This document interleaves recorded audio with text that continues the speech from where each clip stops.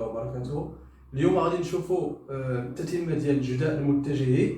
شفنا من قبل التقديم ديال الدرس ديال الجداء المتجهي، شفنا الصيغه التحليليه ديال الجداء المتجهي، كيفاش كنحسبوا الجداء ديال المتجه ديال المتجهتين غير مستقيمتين. دابا غنشوفوا فقره اخرى ديال مسافه نقطه عن مستقيم. نقطه عن مستقيم ليكن دي مستقيم، ليكن دي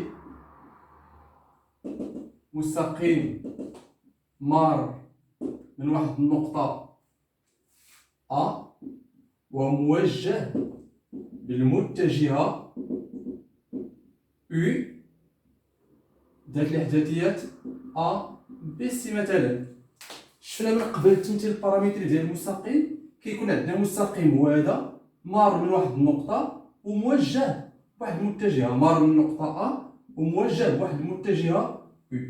ديما التمثيل البارامتري ديال المستقيم راه قلنا من قبل خاصنا في التمثيل البارامتري كتكون عندنا النقطة والمتجهة الموجهة للمستقيم هو بي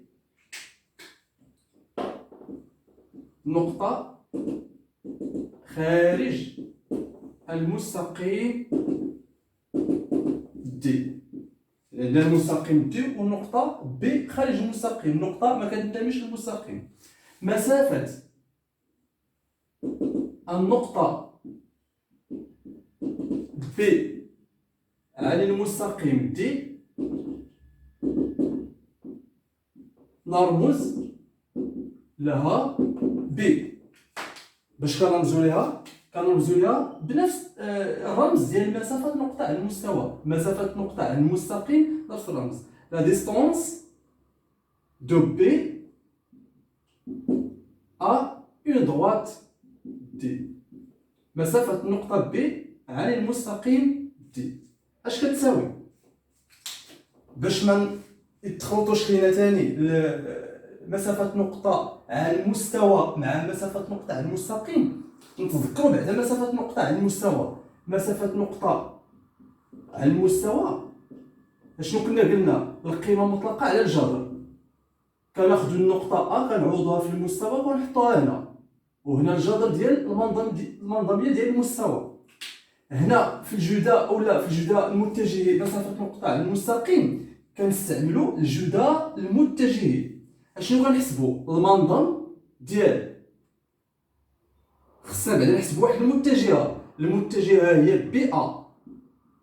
اشنا هي المتجهة بي ا؟ هي ديك النقطة اللي بغينا نحسبو ليها المسافة.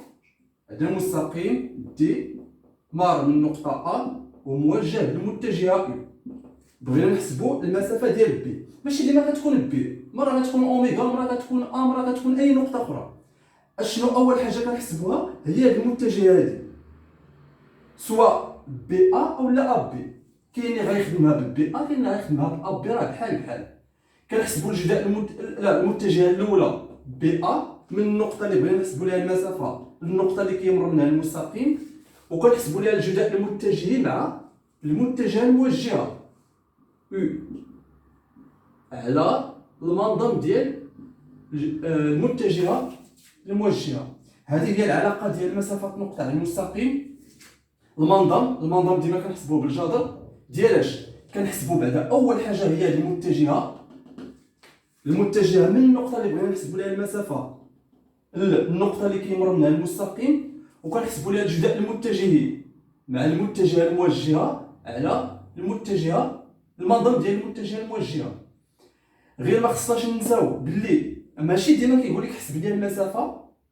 في الوطنيات الاغلب ديال الوطنيات شنو كنلقاو؟ كيقول لك حسب ليا هذا الجداء، هاد الصيغة هادي كيقول لك حسبها ليا. ملي حنا كنحسبوها كيقول لك اشنو كتستنتج، اشنو كنستنتجو، يعني اشنو خصنا نعرفوا باللي هاد الصيغه هادي راه هي ديال المسافه، والمسافه كنستنتجوا بها الاوضاع النسبيه. غادي نشوفوها من بعد. مثال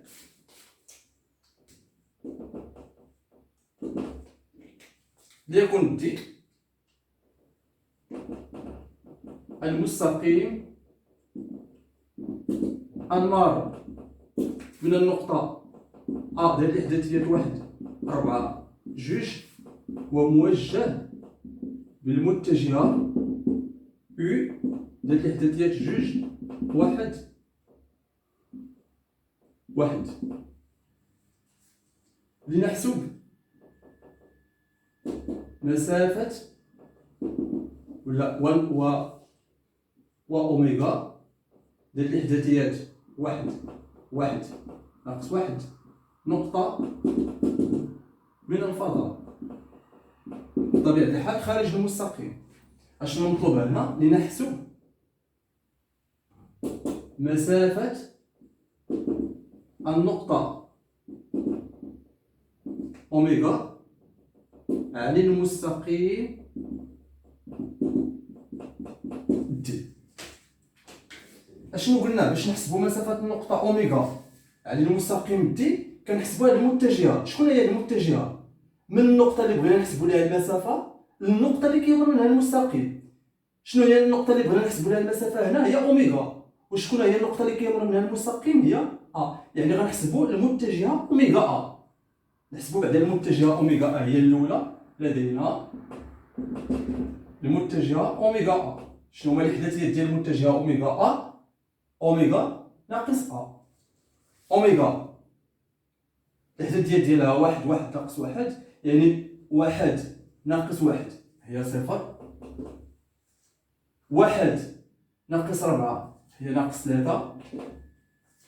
ناقص 1 ناقص 2 هي ناقص 3.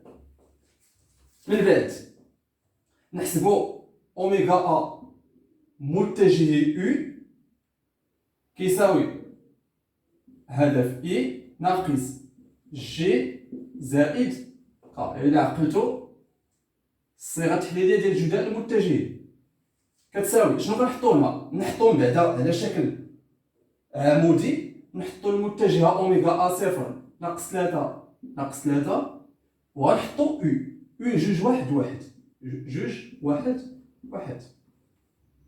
باش نحطو إي كنحيدو الأول ناقص 3 ناقص 3 1 1. باش نحسبو الجي كنحيدو الوسط 0 ناقص 3 جوج 1. باش نحسبو كنحيدو الاخر 0 ناقص 3 جوج 1 اللي كيساوي ناقص 3 في 1 هي ناقص 3 الناقص ديال القاعدة ناقص 3 في 1 ناقص 3 يعني زائد 3 إي ناقص 0 في 1 0 ناقص ديال القاعدة ناقص 3 في جوج ناقص 6 هي زائد 6 جي زائد 0 في 1 0 ناقص ديال القاعدة ناقص 3 في جوج هي ناقص 6 هي زائد 6 كيساوي ناقص 3 زائد 3 0 هادي مشات هي ناقص 6 جي زائد 6 إذا اشنو بغينا نحسبو؟ بغينا نحسبو مسافة النقطة أوميغا على المستقيم. مسافة النقطة أوميغا على المستقيم نحطو العلاقة. إذا مسافة النقطة أوميغا على المستقيم دي كتساوي المنظم ديال أوميغا النقطة اللي بغينا نحسبو لها المسافة النقطة اللي كيمر منها المستقيم أوميغا متجه U على المنظم ديال U اللي كتساوي هادي حسبناها هي هادي نحسبوها بالجذر المنظم ديالها بالجذر. إذا ناقص 66 هي 36 66 هي 36 على الجذر ديال المتجه المنظم ديال U هي هادي جوج 2 4 زائد 1 زائد 1 اللي هي جذر 36 زائد 36 72 على جذر 4 زائد 1 5 زائد 1 6 غنجمعهم في واحد الجذر 72 على 6 كتساوي جذر 12. هكا كنحسبوا مسافة نقطة عن مستقيم. غنعطيكم واحد المثال تجاوبوا عليه ثم نكملوا الدرس ديالنا. نشوفوا التطبيق. نعتبر في الفضاء المنسوب إلى معلم متعامد ممنظم مباشر أو إي جي كا. النقط أ ديال الإحداثيات 1 ناقص 1 4 و بي 2 3 1 و دي المستقيم المار من النقطة B والموجه المتجهة U ديال الإحداثيات 1 ناقص 1 1. السؤال هو احسب مسافة النقطة B، مسافة النقطة A عن المستقيم D. يلا حسبوا ولا ديروا هذا التطبيق صيفطوا لي الأجوبة ديالكم. يلا غادي نشوفوا فقرة أخرى، الأوضاع النسبية. الأوضاع النسبية لفلك ومستقيم في الفضاء. الأوضاع النسبية لفلك ومستقيم يعني شنو؟ عندنا فلك مركزها أوميغا وكيكون عندنا مستقيم، يا إما كنلقاو المستقيم خارج الفلك أولا كنلقاو المستقيم ممثل الفلك أولا كنلقاو المستقيم يقطع الفلك. باش كنشوفو هنا نفس الطريقه اللي كنا شفنا مسافه ولا الاوضاع النسبيه لمستوى وفلك. كنحسبوا مسافه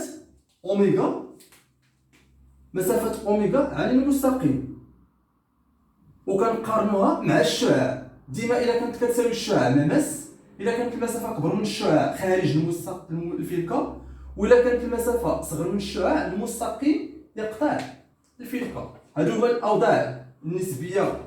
نشوفوا ليكن دي المستقيم المار من النقطة A والموجه بالمتجهة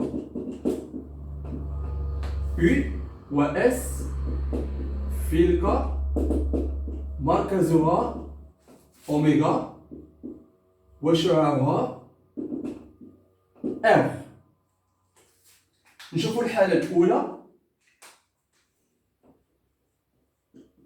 الحالة الأولى إلا كانت الفلكة هي هادي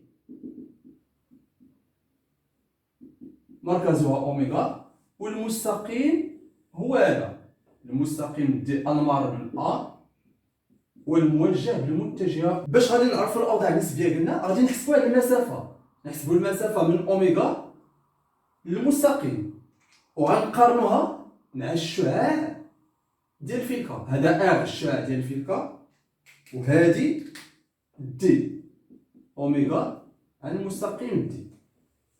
إذا كانت دي أوميغا عن المستقيم دي، إذا كانت المسافة من أوميغا للمستقيم دي أكبر من الشعاع فإن المستقيم دي خارج الفلكة اس. هي الوضعية هادي. وكيفاش كنحسبوا هاد المسافة؟ هي اللي درنا في الفقرة اللي دازت. مسافة أوميغا المستقيم دي المنظم ديال أوميغا النقطة اللي كيمر منها المستقيم متجه مع المتجهة الموجهة على المنظم ديال هي الفقرة ديال مسافة نقطة على المستقيم. الحالة الثانية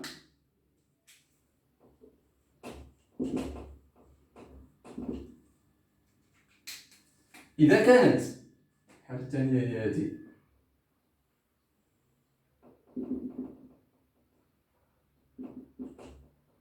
المستقيم هو هذا المستقيم دي المار من أ والموجه بالمتجهة المسافة هي هذه والشعاع هو هذا.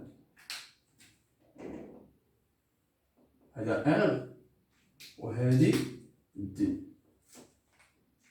اشنو غنلاحظوا هنا؟ المسافه والشعاع كيتساووا. اذا كانت المسافه ما بين اوميغا للمستقيم دي كتساوي الشعاع، فان المستقيم دي مماس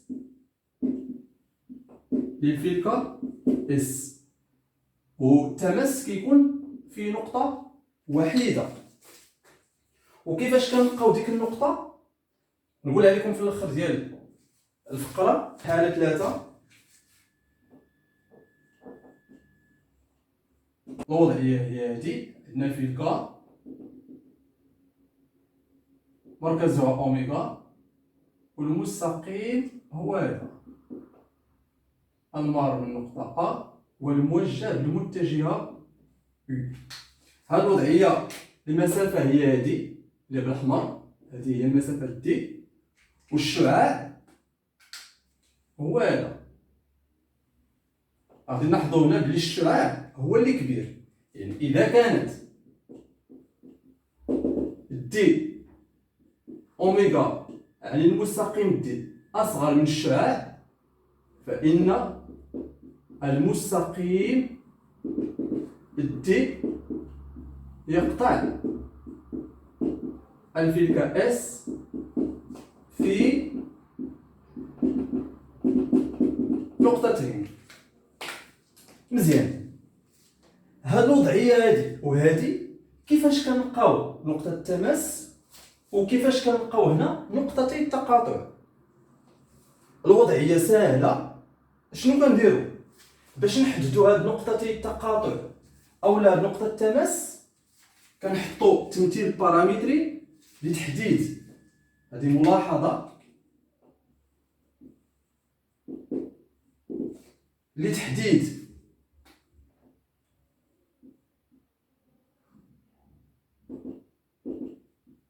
نقطتي التقاطع بالنسبة لهذه أو نقطة التماس. نحل النظمة. اشنو النظمة؟ النظمة اللي كيكون فيها التمثيل البارامتري ديال المستقيم x كيساوي y كيساوي z كيساوي x a y a ثم z a زائد a t زائد b t ثم c t t appartient à r. ثم لتحت كنحطو المعادلة ديال الفلكة s كتساوي x ناقص a الكل س 2 زائد y ناقص b الكل س 2 زائد z ناقص c الكل س 2 كيساوي غ س 2. وانا حطيت لكم هنا هاد المعادلة ديال الفلكة، يعني إلا تعطاتكم معادلة منشورة كنحاولوا نديروا ديك الطريقة ديال المتطابقات الهامة حتى كنرجعوها على هاد الشكل لتحديد نقطتي التقاطع أو نقطة التماس. باش نحددوا هاد نقطتي التقاطع أو لا نقطة التماس اشنو كنحط؟ كنحط التمثيل البارامتري ديال المستقيم، ثم تحت منه كنحطوا المعادلة الديكارتية ديال الفلكة، ثم كنعوضوا هاد اكس كنعوضوه في اكس هنا، ثم هاد ايكغيك ديال التمثيل البارامتري كنعوضوه في ايكغيك هنا، ثم هاد زد ديال التمثيل البارامتري كنعوضوه في الزد هنا. ملي كنعوض هاد الشيء كنحاول نلقى التي، راه كيخرج ليا التي، غادي نلقى واحد المعادله فيها التي. الا خرج ليا ديك المعادله لها حل وحيد، اذا كنهضروا على نقطه التماس. ديك التي اللي غنلقاوها داك الحل الوحيد اللي هو التي غنعوضوه هنا باش كنلقاو نقطه التماس. الا لقينا ديك المعادله من الدرجه الثانيه عندها جوج الحلول، كل حل فيهم كنعوضوه هنا، كل تي كنعوضوه هنا كيلقانا واحد النقطه ولا كيعطينا واحد النقطه. الا عوضنا التي كنلقاو المعادله من الدرجه الثانيه كنلقاو عندها جوج الحلول، تي واحد كيساوي تي جوج كيساوي. الا عوضنا هاد التي هنا كنلقاو هاد النقطه، عوضنا التي الثانيه هنا كنلقاو النقطه الثانيه. اذا الخلاصه كنحلوا هذه المعادله هذه، ملي كنعوضوا اكس هنا و y هنا و زد هنا كتخرج ليا معادله كنحلها. الا لقيت المعادله عندها حل واحد اذا راه كنبقاو نقطه التماس. الا لقيت المعادله عندها جوج الحلول كنعوض دوك الحلول هنا باش كنلقاو دوك جوج نقطتي التقاطع. الا لقيت المعادله ما عندهاش الحل اذا المستقيم خارج الفكره. ديك الحاله الاولى كنظن باللي هذا الشيء واضح. غادي تحاولوا تخدموا الوطني الدوره الاستدراكيه 2009 الدوره الاستدراكيه 2009. في الفيديو الجايه غندير ليه التصحيح، ولكن غتحاول كلشي يخدم هذا الوطني وتحاولوا تصيفطوا لي الاجوبه ديالكم. الوطني الدوره الاستدراكيه 2009.